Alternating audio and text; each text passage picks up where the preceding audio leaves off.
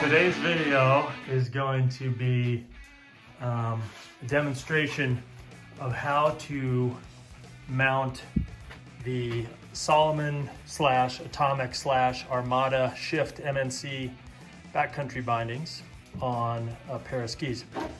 This is 13-year-old Naya, who is going to be upgrading her skis from these Liberty Helixes to these beautiful Majesty Velvets. If you decide to follow these examples, you're doing so at your own risk, right, Naya? Mm-hmm. What do you mean at your own risk? I don't want somebody to follow these instructions, screw their skis up, and then claim it's my fault, basically. First thing that we need, and most importantly, is this mounting template, which can be found off of the Teton Gravity Research Forum website. Yep, and it's a PDF that you can print out. We'll need some masking tape to protect the skis from our markings. We're going to be using a Sharpie marker to mark up the skis. We've got some tape, some clear tape to assemble the binding template on top of the skis. We'll need a drill bit. Now the ski says here that we want a 9mm drill depth and a 3.6 millimeter diameter drill bit. 5/64 is the appropriate imperial dimension for the drill bit. And then we've also got this limiting collar installed here. If you don't have one of these, you can use masking tape, but that's just going to help as a reference marker. It's not going to prevent you from drilling all the way through the ski. So this bit's going to be better for that. Obviously need to drill. We want a screwdriver. I like having a long screwdriver extension so that we can get to some of the harder to reach spots. And then we want a Posi-Drive number 3 bit. You can get away with a Phillips number 3 bit, which I don't have here, but Posi-Drive is what we're going to use. We're going to use some clamps to clamp the skis down. We want a center punch so that we can make sure our holes are being drilled precisely. And so if you don't have a center punch, you can use a nail or a screw, just as long as it's got a sharp enough point to get through the top sheet. What's next, Naya? Take a minute. Yeah.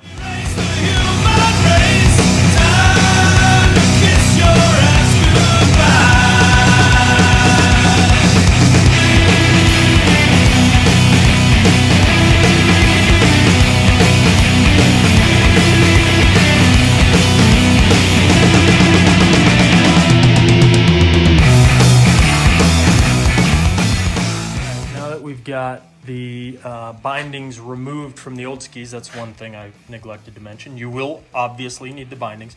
One the other thing is you'll want some wood glue or some epoxy of some kind, as well as the boots that you're going to be using to mount with. All right, so the next step is to cut out this mounting template. We're going to use this piece to find the midline of the ski. And then we're going to use these two pieces. We're going to combine this section and this section together to get the mounting template. The first thing we need to do, though, is verify that this thing has printed out properly. So we're just going to take our ruler and validate that the distance between, say, like this millimeter marker and that millimeter marker is actually 10 millimeters. And you can see there,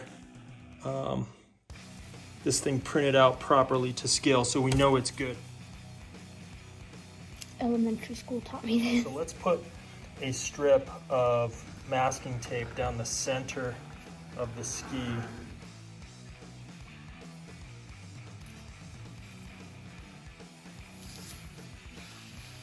The next thing we're going to do is find the midline of the ski, and we're basically going to try to line up each edge of the ski with the same measurement on both sides.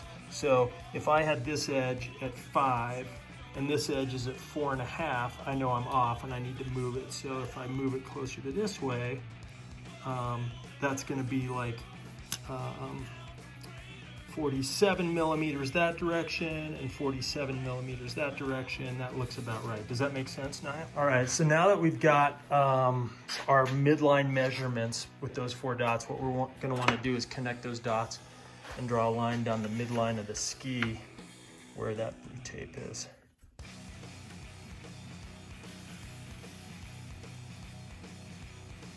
Boom. I like to take a straight edge along that center line and just mark it on the tape. Nice.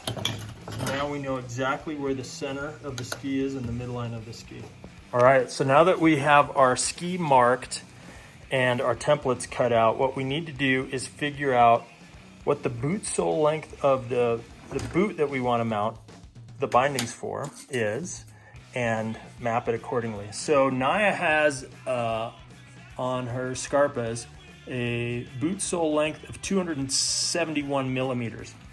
She's about to grow out of these boots, and we've got some new boots on order for her, and I've checked, and the new boots are 275.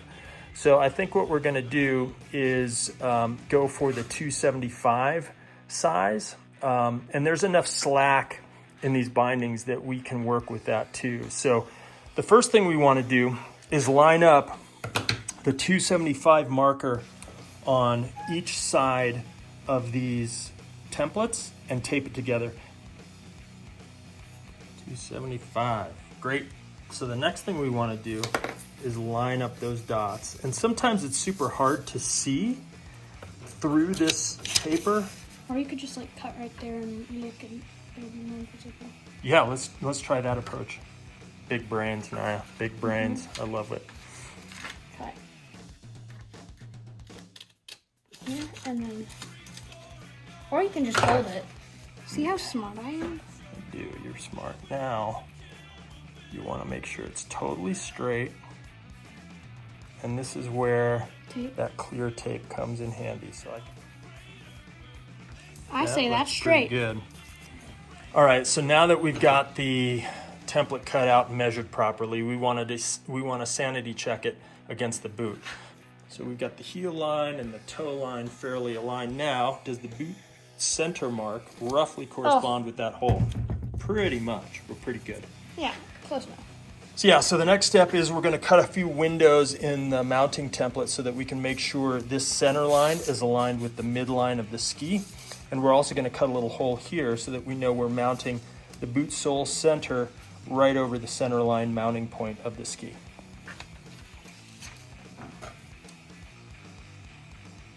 Okay, so if you feel good about being centered there, let's tape it down to the ski.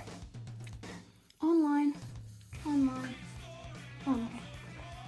All right, we've measured and double checked our measurement for the template. We've taped it down on the ski. Now the next thing we're gonna do is we're gonna center punch all of the drill marks so that we can drill this as accurately as possible.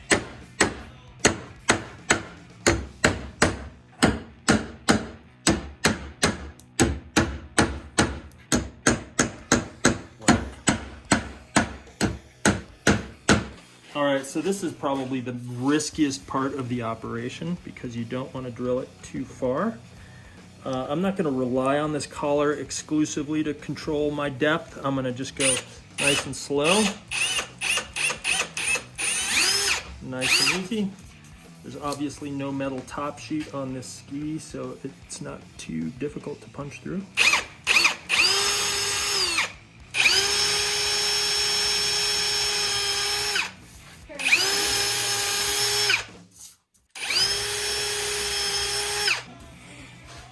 All right, now that we've drilled all of the holes, we can remove the template. Yeah, the first thing we're gonna do is mount that back plate. But let's put some glue in the hole. Cool, so now that we got glue in the holes, we're ready to mount this. We wanna make sure we're going in the right direction. The arrow pointing towards the toe. And go ahead and just lay that down above the holes and use the hand screwdriver to get those started.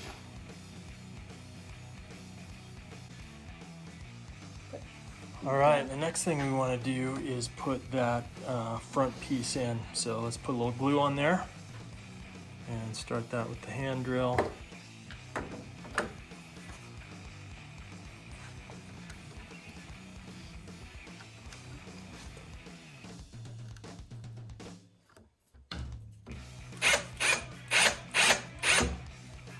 Good.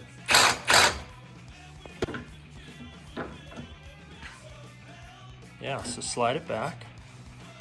Keep sliding it back. And this one is a weird reverse thread, so you're actually going to want to put it on loosen mode. Yep. Yep. And then you kind of want to pull back on that button. Yeah, exactly. So with this button screw mounted and glue in the remaining holes, the next trick is to slide the binding on that button and then, yep, slide it back so that you can see those holes there. Oh, yeah. Yep, these holes right here.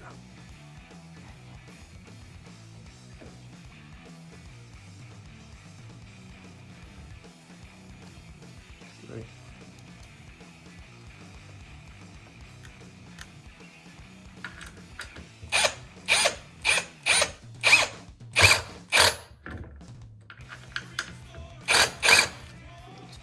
There we go. Push it back, beautiful. Now you've probably exposed Yep. those holes. Perfect.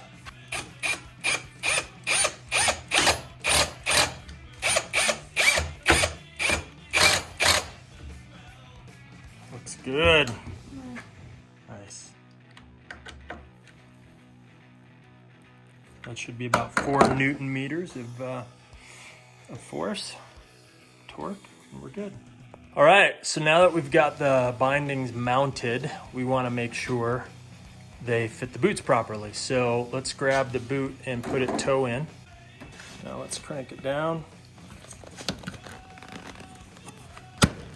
Cool. All right, that looks pretty good. Now the final adjustment to make sure we've got this properly seated is this little metal piece should be flush with the plastic. So I'm just going to crank it down a little bit until that metal piece looks just flush with the plastic.